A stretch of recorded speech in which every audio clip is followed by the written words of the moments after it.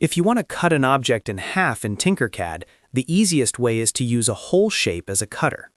In this video, I'll show you the exact step-by-step method to split a model cleanly, plus a couple of pro tips so you get a perfect cut every time. If you find this tutorial helpful, please hit the like button and subscribe for more easy Tinkercad guides.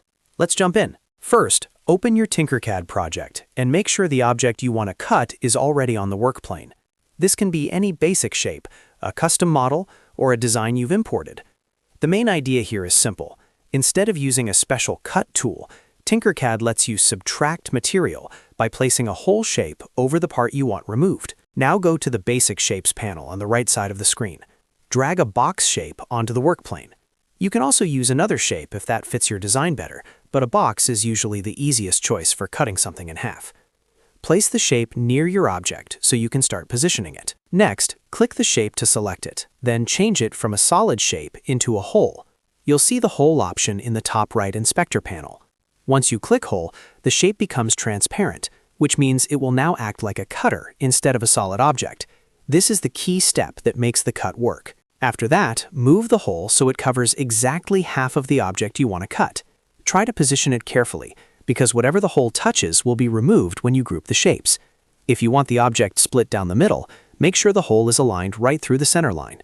If you only want one side removed, move the hole accordingly so it covers the section you want to delete. If you want a cleaner and more accurate cut, use the Align tool. Select both the object and the hole together, then press L on your keyboard. You'll see alignment dots appear. Click the center dot to line everything up perfectly.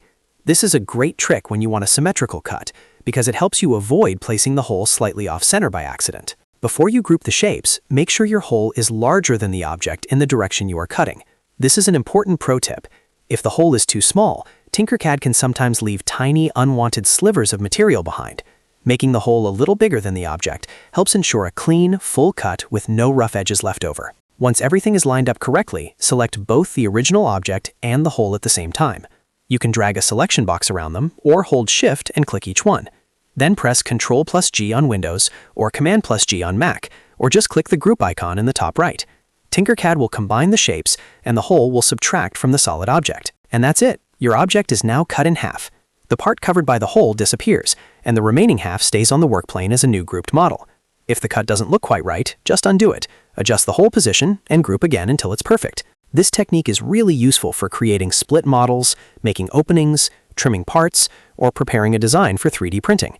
Once you understand how hole shapes work, you can use this same method in lots of different Tinkercad projects. If this video helped you, please give it a thumbs up and subscribe for more Tinkercad tutorials.